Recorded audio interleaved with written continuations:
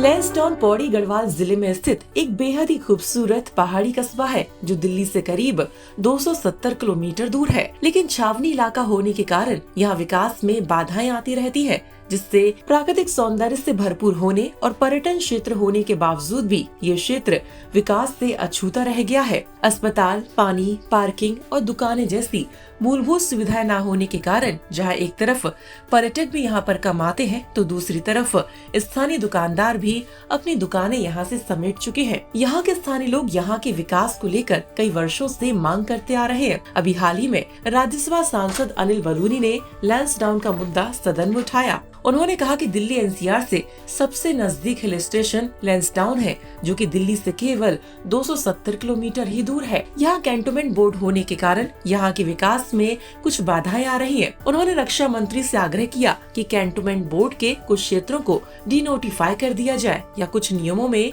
छूट अगर दी जाए तो लैंसडाउन लोगों का पसंदीदा पर्यटन स्थल बन सकता है। मैं उत्तराखंड के लोकप्रिय हिल स्टेशन लैंसडाउन के विषय को यहाँ पर चर्चा करना चाहता हूँ। महोदय, अगर दिल्ली एनसीआर के इलाके में किसी से भी पूछा जाए कि दिल्ली के सबसे नज़दीक हिल स्टेशन कौन सा है, तो वह मसूरी या नैनीताल का नाम लेगा। लेकिन वास्तविकता महोदय ऐसी नहीं है। दिल्ली के सबसे नज़दीक हिल स्टेशन लैंसडाउन है, जो कि दिल्ली से केवल 270 किलोमीटर की दूरी पर है। महोदय, नैसर्गिक छटा से परिपूर्ण है। हिमालय का पूरा दृश्य वहाँ से दिखता है।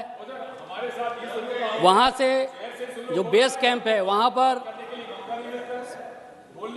ऋषि कर्ण आश्रम भी वहाँ पर है। महोदय, वहाँ पर सिद्ध बलि का बहुत बड़ा पीठ वहाँ पर है। तारकेश्वर महादेव उस इलाके पर है। महोदय, लेकिन कैंटोनमेंट बोर्ड होने के कारण लैंसडाउन के विकास में कुछ बाधाएं आ रही हैं।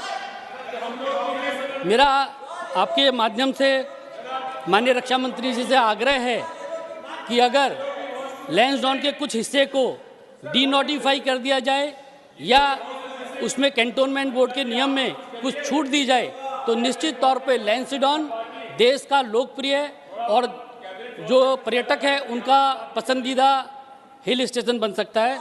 धन्यवाद। आपको बता दें कि इस क्षेत्र में कई घूमने वाली जगह हैं, कई मंदिर हैं, कई सिद्धपीठ हैं, कई सुंदर नज़ारे और प्राकृतिक दृश्य हैं। लेकिन चारधाम यात्रा का रूट यहाँ से होकर नहीं गुजरता है, जिससे इस खूबसूरत क्षेत्र की तरफ पर्यटकों की नजर कम पड़ती है। और शायद यही वजह रही कि यहाँ के विकास की तरफ सरकारें ज्यादा ध्यान नहीं देती हैं। लैंसडाउन अगर सुविधाओं से संपन्न और डेवलप्ड हो जाता है तो ये एक 12मासी डेस्टिनेशन है, जहाँ पर्यटक सर्दियाँ हो या गर्मियाँ हो, दोनों ही मौसम का लुत्फ उठा सकते हैं और साथ ही साथ सुंदर नजारों का भी आनंद ले सकते हैं। और आर्थिक दृष्टि से भी यहाँ फायदा होगा। पर्यटन यहाँ बढ़ेगा तो लोगों को रोजगार भी मिलेगा। ब्यूरो रिपोर्ट, उत्तराखंड तक।